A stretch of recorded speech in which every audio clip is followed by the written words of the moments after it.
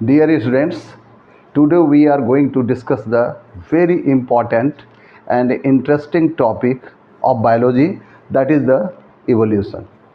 So first of all, we should know the definition of the evolution. What is evolution? It can be explained like this. Evolution is defined as the gradual process by which a simple life forms lead to the development of complex organism over a period of time. Evolution का मतलब simply होता है कि पहले जो भी जीव थे वो सिंपल फॉर्म में थे और जो बाद में आए ग्रेजुअली उसमें धीरे धीरे परिवर्तन हुआ और उसके बाद नए जीवों की उत्पत्ति हुई, उसका विकास हुआ। ऐसे अगर ऑरिजिन एंड इवोल्यूशन की चर्चा की जाए, जिसमें सबसे पहला नाम एडविन हबल का आता है, जिन्होंने एक थियरी दिया था and the name of the theory was big bang theory. उस थियरी के आधार पर एडविन हबल का कहना था कि दुनिया में, यूनिवर्स में जितनी भी चीज़ें थी, everythings was concentrated at a point. It was just like a huge ball, एक बड़ा सा बॉल के जैसा था और उसमें अचानक एक विस्फोट हुआ और विस्फोट होने के बाद उसके कई टुकड़े हुए और वो टुकड़े विभिन्न साइज़ के थे, अलग अलग दिशाओं में स्प्रेड कर गए और वही जो है प्लैनेट्स और सैटेलाइट, इन चीज़ों का निर्माण किया। ऐसा माना जाता है कि पृथ्वी का जो पहला वातावरण था, the surface of the earth was as much hot as much the surface of the sun. सूरज की जितनी गर्मी है उतना गर्म ये भी था, पृथ्वी था। धीरे धीरे लाखों करोड़ों वर्ष इसमें टाइम लगा और वो धीरे धीरे कूल डाउन हो करके नॉर्मल कंडीशन में आया। और जिस समय इसकी कूलिंग हो रही थी, इसके कूलिंग के दरमियान अंदर से कुछ गैसेज निकली और वो गैसें आपस में फिर रिकम्बाइन करके यहाँ के एटमॉस्फेयर का फॉर्मेशन किया। उसमें जो हाइड्रोजन ऑक्सीजन मॉलिक्यूल्स थे वो आपस में मिल करके वाटर मॉलिक्यूल का निर्माण किया। और ऐसा माना जाता है कि सबसे पहले जो जीव इस पृथ्वी पर आए, दे वेयर एक्वेटिक, वे जलीय थे। और जल में भी जो इन्वायरमेंट, जो प्राथमिक अर्थ का जो इन्वायरमेंट था वो कुछ अलग ही तरह का था। उसके बारे में यूरे और मिलर नामक वैज्ञानिक ने एक प्रयोग करके दिखाया, उसका नाम बायोसिंथेटिक मेथड बताया गया या कीमोसिंथेसिस, जिसमें उन्होंने एक बंद फ्लास्क में अर्ली इन्वायरमेंट के जैसा जो गैसेस थी, जैसे मीथेन, अमोनिया, हाइड्रोजन सल्फाइड, इन सभी गैसों को एक फ्लास्क में कलेक्ट किया और उसमें 2 इलेक्ट्रोड्स डाल दिया और उसके बाद उसमें हाई वोल्टेज पर इलेक्ट्रिक डिस्चार्ज किया। और डिस्चार्ज करने के बाद उन्होंने देखा कि ये सारे molecules rearrange, making and breaking of the bonds उसके बीच हुआ और बहुत सारे ऑर्गेनिक मॉलिक्यूल्स का फॉर्मेशन हुआ, जिसमें एमिनो एसिड्स, पॉलीसेक्राइड्स, प्रोटीन्स, इस तरह के मॉलिक्यूल्स बने।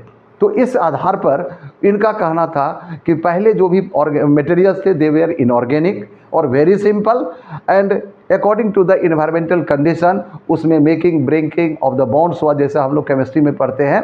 और इसके बाद जो सिंपल इनऑर्गेनिक मॉलिक्यूल्स थे उससे कॉम्प्लेक्स ऑर्गेनिक मॉलिक्यूल्स का फॉर्मेशन हुआ। उसमें धीरे धीरे कॉम्प्लेक्सिटी आती गई और उसके बाद जो है उसमें कॉम्प्लेक्सिटी के बाद धीरे धीरे, जैसे प्रोटीन मॉलिक्यूल था, पॉलीसेक्राइड के साथ अरेंज हुआ, उसके साथ एडजस्ट किया और इस तरह से कॉम्प्लेक्स फॉर्म का निर्माण हुआ। पहले ये सारी ऑर्गेनिक मटेरियल्स ऐसे ही था, धीरे धीरे उसके चारों तरफ, जैसे प्लाज्मा मेम्ब्रेन की हम लोग बात करते हैं, प्लाज्मा मेम्ब्रेन जैसी एक लेयर बन गई और वो लेयर जो है उसको एक सेल का रूप दे दिया। इट मीन्स दस the single celled structure was originated inside the water. धीरे धीरे हम लोग इवोल्यूशन में पढ़ते हैं, gradual process by which the simple forms lead to the development of the complex organism. The organism which originated in the water on the surface of the earth, it was very simple, very similar to, we can say, unicellular organism like the amoeba.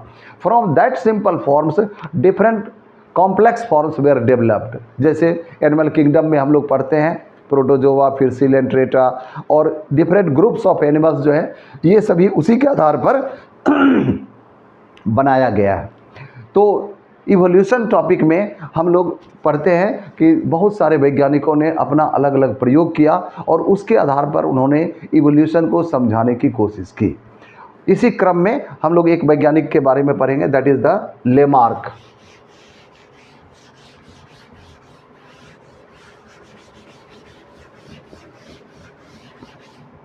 Lamarck का पूरा नाम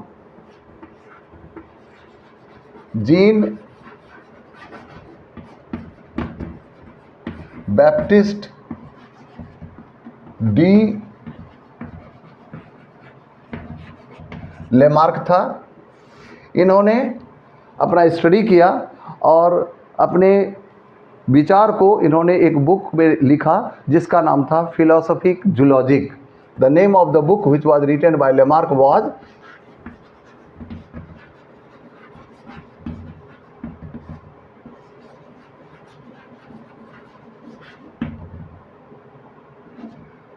philosophic Zoologique. इस book में उन्होंने जो अपनी बातों को लिखा उसमें इसके मुख्य पॉइंट्स क्या क्या है। पहला है internal vital force. Every living organism, according to Lamarck, every living organism has internal vital force. उसके पास इतनी बल होती है कि जो अपने बॉडी में अपने अंदर के परिवर्तन को आगे एक्सप्रेस कर सकता है। तो due according to Lamarck, according to him, the internal vital force of the organism is very helpful in the progress. In the progress means in evolution. जो पहले ऑर्गेनिज्म थे उससे जो नए ऑर्गेनिज्म बने वो थोड़ा सा डिफरेंट था।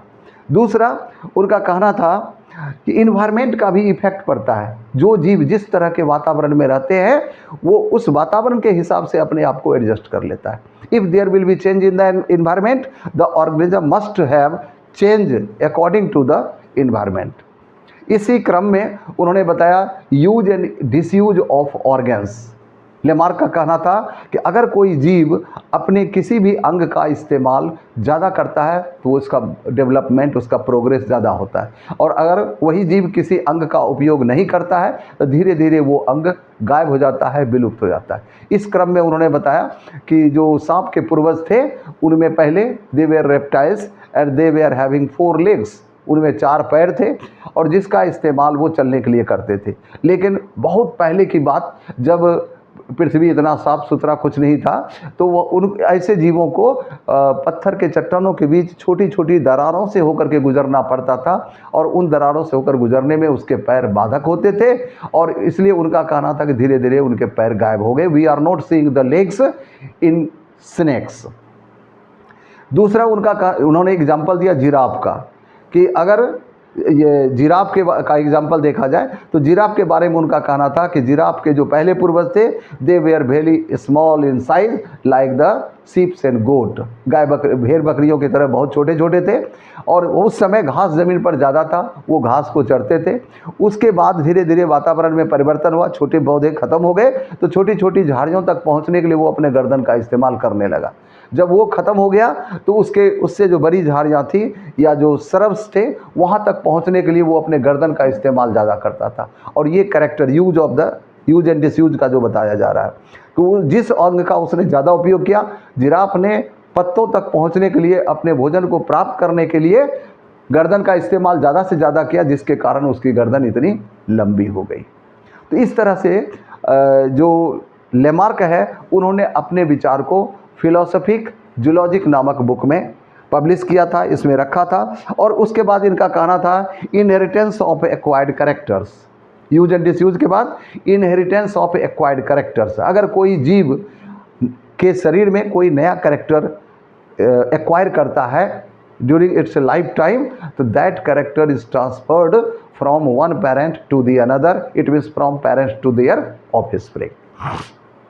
ये सारी बातें लेमार्क की दी हुई थी, लेकिन कुछ वैज्ञानिकों ने लेमार्क का पूरा अपोज किया और उसका उन्होंने प्रूफ भी दिया।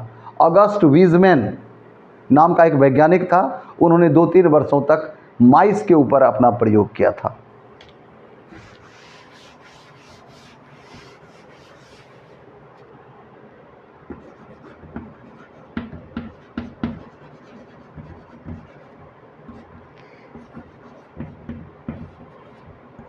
वीजमैन ने माइस के ऊपर अपना एक्सपेरिमेंट किया और उसको इन्होंने क्या किया, एक जैसे 1 पेयर मेल और फीमेल लिया, उसके पूंछ को काट दिया और उसको ब्रीड करने के लिए छोड़ दिया। पर्याप्त उसको खाना पीना सारी व्यवस्था की गई। उसके बाद देखा उसकी जो अगली संतान हुई उसमें फिर से पूंछ निकल आया था। फिर उसके पूंछ को काट करके फिर उसको ब्रीड कराया और ऐसा उन्होंने लगभग 21 जनरेशन तक कराया।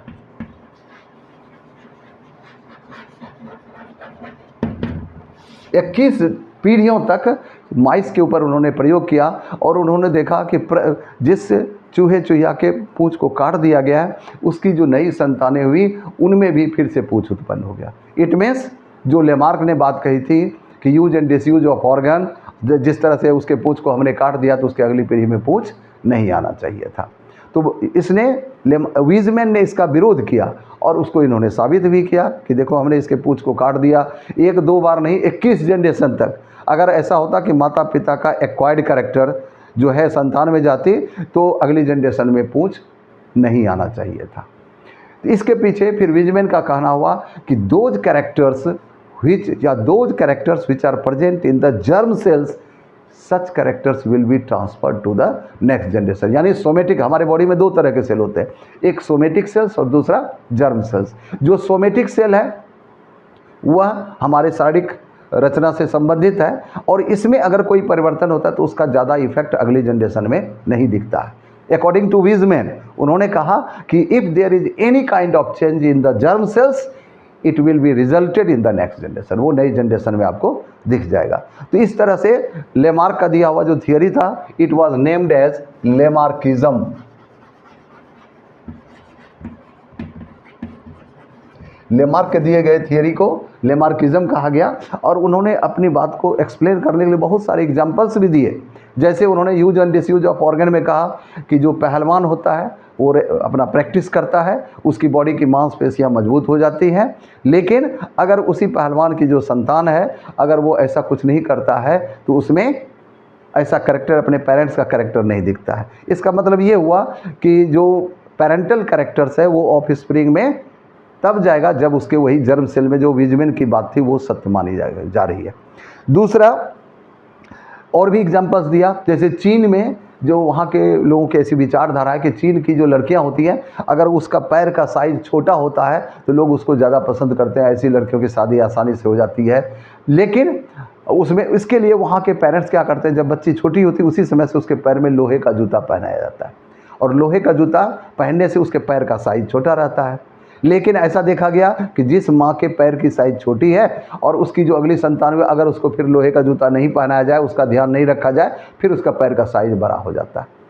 तो इस तरह से जो है दूसरे वैज्ञानिकों ने या लेमार्क ने अपना विचार दिया और दूसरे वैज्ञानिकों ने उसको डिसओबे किया या उसको काट दिया, कहा कि नहीं, लेमार्क की दी हुई बातें जो है वो सही नहीं है। इस तरह से और भी वैज्ञानिक हैं जिन्होंने अपना विचार दिया था जिस